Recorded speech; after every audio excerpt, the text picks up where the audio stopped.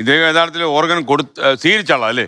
കൊടുത്തു ഒരു കരളിന്റെ അല്ലേ? ചിരഞ്ജനി കൊടുത്ത കരളിന്റെ പകുതി ആർക്കാ കൊടുത്തേ? 10 മാസമായി കുഞ്ഞിനെ കൊടുത്തത്. ഓക്കെ, അത് എങ്ങനെയാണ് അങ്ങനെ തീരുമാനം എടുക്കാൻ കാര്യം? നിങ്ങളെ ബന്ധമൊന്നുമില്ലല്ലോ? ഇല്ല, ബന്ധമില്ല. ഒരു ബന്ധമില്ല. എങ്ങനെ അറിഞ്ഞത് ഇങ്ങനെ ഒരു കുഞ്ഞിന് ആവശ്യമുണ്ടെന്നുള്ളത്? അത് ഞാൻ ആശാ വർക്കറായിരുന്ന സമയത്ത് പോളിക്ക് തുള്ളിമരുന്ന് കൊടുക്കാൻ അംഗൻവാടിയിൽ പോയപ്പോഴും കണ്ടത്. കുറി കച്ചവടം ഉണ്ടായിരുന്നു. ആ ജോലിക്കും പോവായിരുന്നു. അങ്ങനെ കണ്ടപ്പോ അത്രയും മോശപ്പെട്ടൊരവസ്ഥയായോണ്ട് ആശുപത്രി വെച്ച് കണ്ടോ? അല്ല, തുള്ളിമരുന്ന് കൊടുക്കാൻ അംഗൻവാടിയിൽ പോയ സമയത്താ കണ്ടത്. അങ്ങനെ കണ്ട് എന്താണെന്ന് ചോദിച്ചപ്പോഴാ പറഞ്ഞത് ഇങ്ങനെ കരൾ രോഗമാണെന്ന് പറഞ്ഞത്. ബാക്കി കാര്യങ്ങളൊക്കെ ഞാൻ അത് ഇത്രയും പറഞ്ഞപ്പോൾ തന്നെ ആ കുഞ്ഞിൻ്റെ അമ്മ ഭയങ്കര കരച്ചിലായിരുന്നു.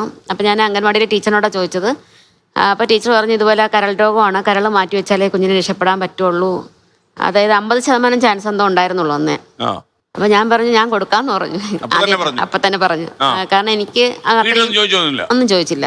ഈ കരളിന്റെ ഉടമസ്ഥന്മാര് വേറെ ആരും ഉണ്ടോ? ഭർത്താവോ അങ്ങനെ ഉണ്ടായിരുന്നു. കുറച്ച് പ്രശ്നങ്ങളൊക്കെ ആയിരുന്നു. ചോദിച്ചില്ല. ഫസ്റ്റ് ആ കുഞ്ഞിനെ കണ്ടപ്പോ അത്രയും മോശപ്പെട്ടൊരവസ്ഥയില് 10 മാസമായ കുഞ്ഞു മുലപ്പാൽ പോലും കുടിക്കാൻ പറ്റാത്തൊരവസ്ഥയിൽ നിന്നപ്പോ ഒരു സാഹചര്യമായിരുന്നു. എനിക്ക് തന്നെ സങ്കടം തോന്നിയിട്ട് ഞാൻ പറഞ്ഞു ഞാൻ കൊടുക്കാന്ന് പറഞ്ഞു. 2 പേരുണ്ടോ എനിക്ക്? അന്ന് എന്റെ മക്കള് 5ാം ക്ലാസ്സിലൊക്കെ പഠിക്കുന്ന പരുവാണ്.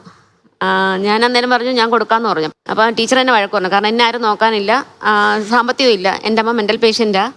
2 സഹോദരങ്ങളുള്ളത് ട്രെയിൻ ആക്സിഡന്റ് കയ്യിൽ ഇല്ലാത്ത ആൾക്കാരാ. അപ്പോൾ എങ്ങനെ നോക്കുമെന്ന് ചോദിച്ചപ്പോൾ ഞാൻ ഒറ്റ കാര്യം പറഞ്ഞോളൂ, ഞാനിത് ചെയ്യുമ്പോൾ എന്നെ ദൈവം നോക്കുന്നു. അതുപോലെ ഭഗവാൻ എന്നെ നോക്കി സംരക്ഷിച്ചു എന്ന് തന്നെ പറയാൻ. ശരിക്കും പറഞ്ഞാല് എൻ്റെ ഇളയ വാക്ക് വലിച്ചു. ആ സമയത്ത് എൻ്റെ ഇളയ സഹോദരൻ മാത്രമേ ഉണ്ടായിരുന്നുള്ളൂ. ഞാൻ ഒരുപാട് നിർബന്ധിച്ചിട്ടാണ് ആ ടീച്ചറെ സമ്മതിച്ച് തന്നെ ആ കുട്ടിയുടെ വീട്ടുകാരോട് സംസാരിക്കാനായിട്ട്. ആ കുട്ടിയുടെ വീട്ടുകാരോട് പറഞ്ഞു. കാരണം 2 കാസ്റ്റാണ് മെയിനായിട്ടുള്ള പ്രശ്നം.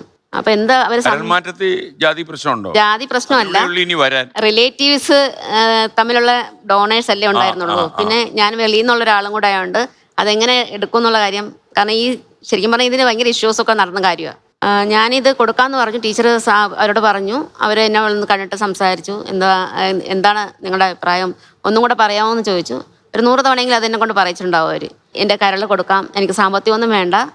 അങ്ങനെ ആവർത്തിച്ച് പറയിപ്പിച്ചതിന്റെ കാര്യം കാരണം ഒരുപാട് ഡോണേഴ്സ് വന്നിരുന്നു. പക്ഷെ അവർക്ക് അന്ന് ആ കൊച്ചിന് 10 മാസമായി. അത് ശരിക്കും പറഞ്ഞാൽ അതിന്റെ 7ാം മാസത്തിലോ 3.5 മാസത്തിലോ എന്തോ അത് കണ്ടുപിടിച്ച 3.5 മാസത്തിലാണെന്നോ എൻ്റെ അറിവിൽ.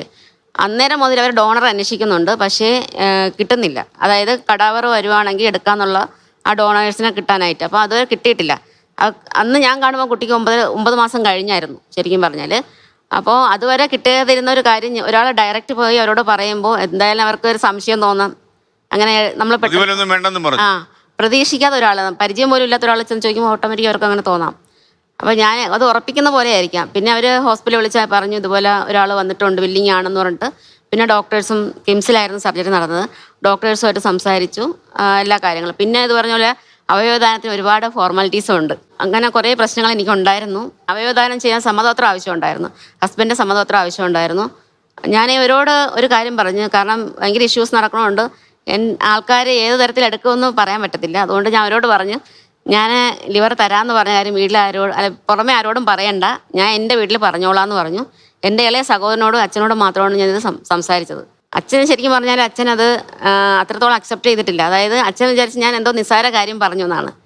അച്ഛനോട് പറഞ്ഞു ഞാൻ ഇങ്ങനെ ഒരു കൊച്ചിനെ കണ്ടായിരുന്നു, ഇങ്ങനെ ഞാൻ ആ കൊച്ചിന് കരൾ കൊടുക്കാമെന്ന് പറഞ്ഞു എന്നേ പറഞ്ഞുള്ളൂ. അപ്പം അച്ഛൻ ശരിയെന്നങ്ങ് പറഞ്ഞു വെച്ചു.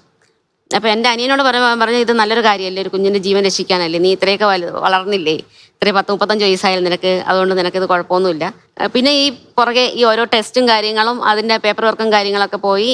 അപ്പോൾ ഭർത്താവിൻ്റെ സമ്മതപത്രം വേണമെന്ന് പറഞ്ഞിട്ട് പത്രത്തിൽ ഒപ്പിട്ട് വാങ്ങണമല്ലോ. അപ്പം അന്നത്തെ കൗൺസിലറും ഒപ്പിടണം, ഹസ്ബൻഡ് ഒപ്പിടണമായിരുന്നു. പുള്ളിക്കാരൻ്റെ കൊണ്ടുകൊടുത്തപ്പോൾ ഞാൻ പറഞ്ഞു ഞാൻ ഒരു കാര്യം അവർക്ക് പറഞ്ഞു, വായിച്ച് നോക്കാൻ കൊടുക്കരുത്, വായിച്ച് നോക്കിയാൽ വലിയ പ്രശ്നങ്ങളൊക്കെ ആവാൻ ചാൻസ് ഉണ്ട്, ഒപ്പിട്ട് വാങ്ങിക്കൊണ്ട് പോരണേന്ന് പറഞ്ഞു. പക്ഷേ അവർ ഒപ്പിട്ട് വാങ്ങിയിട്ട് ഇയാളിത് വായിച്ച് നോക്കിയപ്പോഴേക്കും വലിയ വിഷയങ്ങളായി.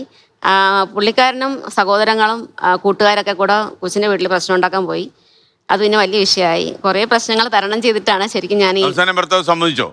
ഇല്ല, ആ ഒപ്പിട്ട പേപ്പർ അവർ തിരിച്ചു വാങ്ങിച്ചു. പിന്നെ എൻ്റെ അച്ഛനും സഹോദരനും കൂടെയാണ് മെഡിക്കൽ കമ്മിറ്റിയുടെ മുമ്പിൽ വന്നിട്ട് ഇതിനെക്കുറിച്ച് എന്തായാലും ആ കുട്ടി രക്ഷപ്പെട്ടല്ലോ. രക്ഷപ്പെട്ടു. അങ്ങനെ പോയി കാണരുതെന്നൊക്കെയാണല്ലോ പൊതുവെ. അല്ല, അവരൊരു കോണ്ടാക്ട് ഇല്ല. കുട്ടിക്ക് എത്ര വയസ്സായി കാണും? അവർക്ക് 10 വയസ്സായി.